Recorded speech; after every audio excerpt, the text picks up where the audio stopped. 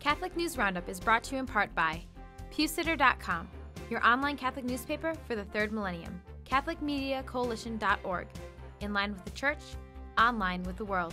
And TheAmericanCatholic.com, politics and culture from a Catholic perspective.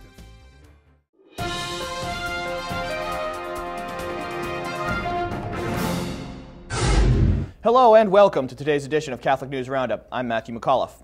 New York marriage violations. The sanctity of true marriage was officially trashed this weekend in New York after turncoat Catholic Governor Andrew Cuomo's same-sex marriage legislation went into effect. Judges waived the mandatory 24-hour waiting period as hundreds of sodomite and lesbian couples lined up in front of clerks' offices throughout the state, with the first ceremonies taking place at midnight on Sunday. New York is now the sixth and largest state in America to legalize same-sex unions, joining Massachusetts, Connecticut, Iowa, New Hampshire, and Vermont. With the homosexual agenda advancing across America, the United States Conference of Catholic Bishops is appealing to Catholics everywhere to step up and fight for the Defense of Marriage Act, currently in Obama's crosshairs.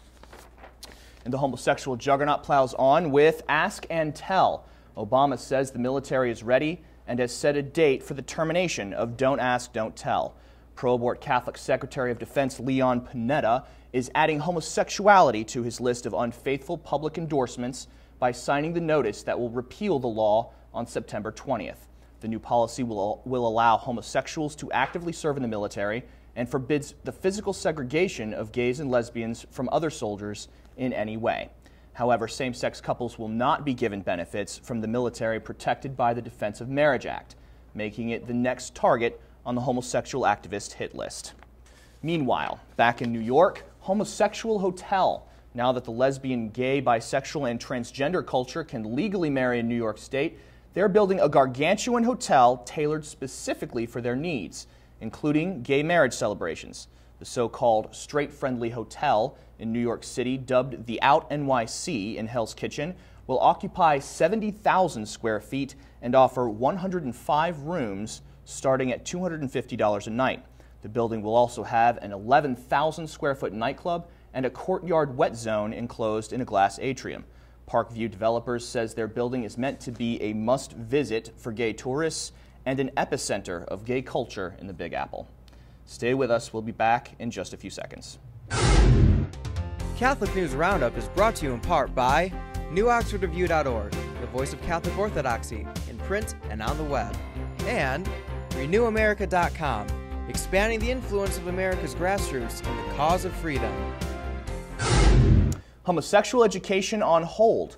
Families in California are breathing a sigh of relief after the law that would force homosexual history on their children has been put on hold, at least for now. Though the law had already been signed in by ex-Jesuit seminarian and Governor Edmund Brown, several family organizations have banded together to fight the legislation. Their efforts have resulted in an injunction that will keep the bill from becoming law until it is determined if Californians want to vote on the issue. An official of one of the organizations, the Pacific Justice Institute, says, quote, "We cannot afford to stay silent or stand on the sidelines. Californians are extremely tolerant, but we draw the line when history is revised to please a special interest group," end quote. We encourage you to read the full article on our resource page, where you can sign the petition against the bill or donate money to keep it from becoming law. Planned Parenthood Texas losses.